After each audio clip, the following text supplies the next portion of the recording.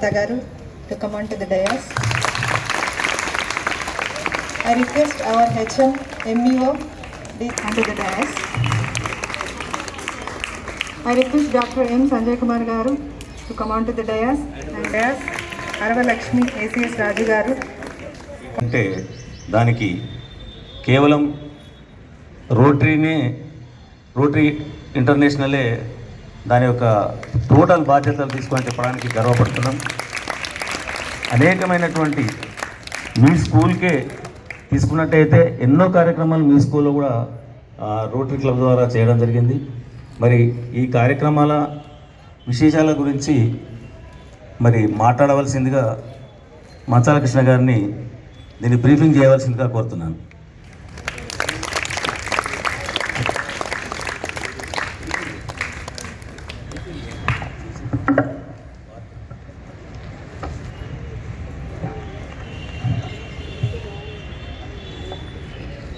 Rotary Club of Jagitial Central, Indian Red Cross Society. Happy Advance Women's Day. Happy Advance Women's Day. Shiva Madal andara sir.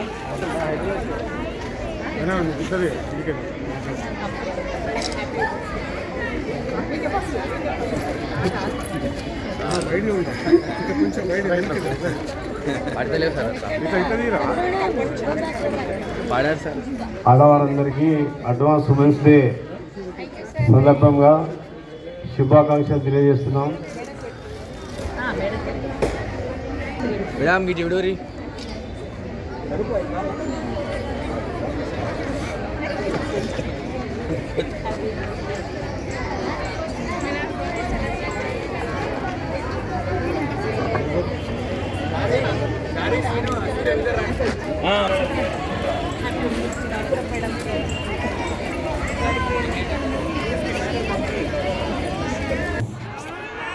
Madam, మన doctor madam మీకు ఇప్పుడు explain చేస్తారు.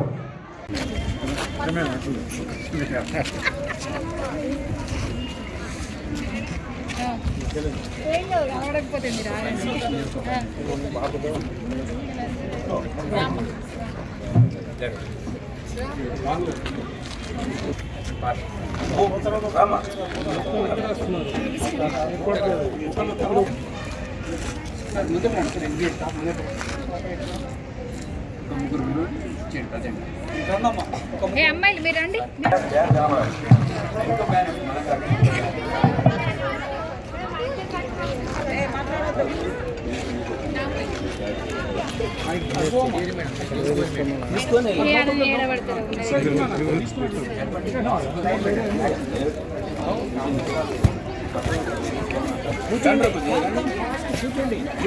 అమ్మాయిలు మీరు రారా?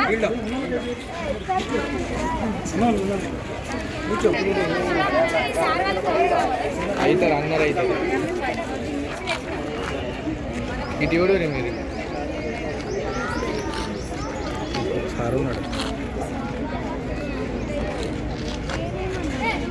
మీ sir ఉన్నాడు. Okay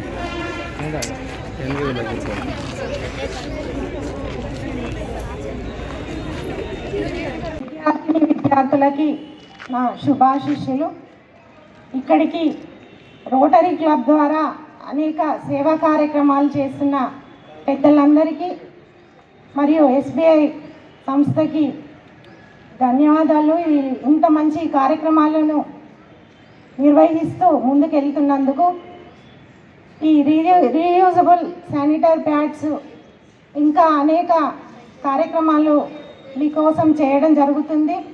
వాటినన్నింటినీ సద్వినియోగం చేసుకొని పిల్లలందరూ మంచిగా చదువుకొని ఉన్నత స్థాయిలో ఉండాలని నేను కోరుకుంటున్నాను.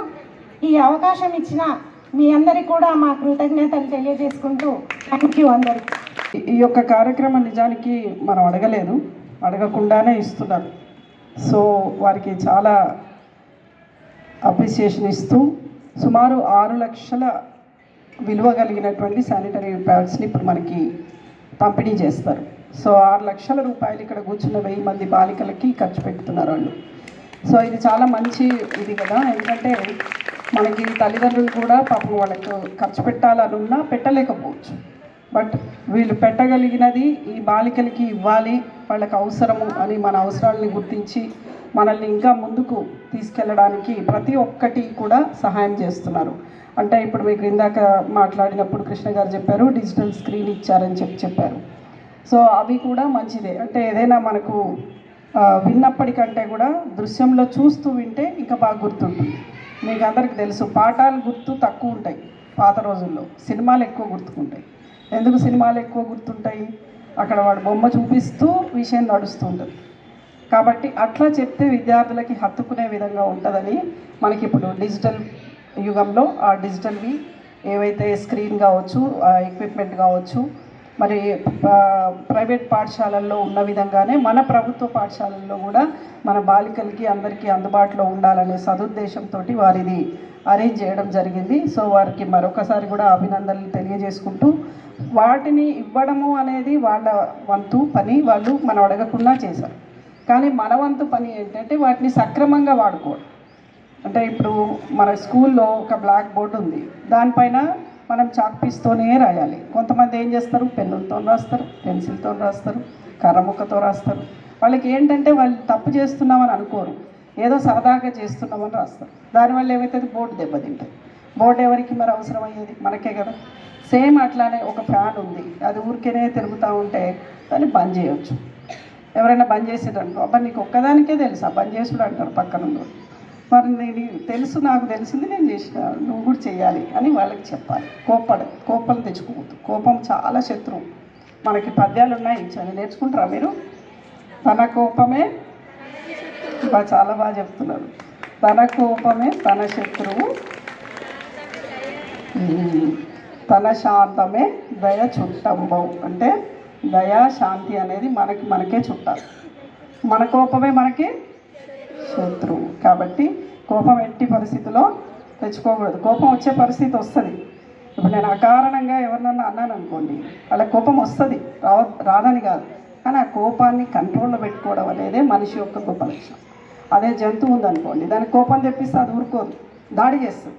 ఎందుకంటే దానికి విచక్షణ లేదు. మనకుంది కదా. కాబట్టి విచక్షణతోటి దయ చుట్టంబవు, తన శాంతము దయ చుట్టంబవు అనేటివి ఈ పద్యాలన్నీ కూడా మనం మంచిగా నేర్చుకునేది ఎందుకు అంటే వాటిని జీవితంలో అర్థం చేసుకుని జీవితంలో ఆచరించడానికి. అందుకని మనకు అవన్నీ కూడా పద్యాలు పెట్టారు. వాళ్ళు ఎప్పుడో వేమన ఉన్నారంటే ఎప్పుడు రాశాడు ఆయన? దాదాపు సుమారు జీవితంలో చాలా వయసు అయిపోయిన తర్వాత రాశాడు కదా. మనం అంత వయసు అయిపోయినాం కదా, అర్థం చేసుకుంటే లాభం ఏంది? అందుకని వాళ్ళు చెప్పిన వేదాన్ని మనం వినుకుంటూ దాంట్లో అర్థాన్ని గ్రహించుకుంటూ దాన్ని ఇప్పటి నుంచే మనం నేర్చుకోవాలనేది. ఇంకా ఇప్పటి విషయానికి వస్తే మనకి శానిటరీ ప్యాడ్స్ ఏవైతే మీకు ఇస్తున్నారో అది ఒక సంవత్సరానికి సరిపడా మళ్ళీ మనము వాష్ చేసుకుని యూజ్ చేసుకోవచ్చు. అది ఏ రకంగా యూజ్ చేయాలనేది మనకి గైనకాలజిస్టులు వచ్చారు, వారు కూడా వారి విలువైన సమయాన్ని మీకు ఇస్తున్నారు. ఇంతమందిని ఇక్కడ కూడగట్టడం అనేది కూడా చాలా గొప్ప పని, అది బాగా చేస్తున్నారు కృష్ణ గారు కాబట్టి అది సాధ్యమైంది అనుకుంటా. సో మీరు ఏం చేయాలంటే ఇచ్చినటువంటి ప్యాడ్స్ని సక్రమంగా పరిశుభ్రంగా ఏ రకంగా వాష్ చేసుకోవాలి, ఏ రకంగా వాటిని జాగ్రత్తగా జాడించాలి. మీకు చాలాసార్లు చూస్తారో లేదో, ఇళ్లలో ఏం చేస్తాం మనం, బట్టలు ఉతుకుతారు కదా, ఉతకడం ఎంత ముఖ్యమో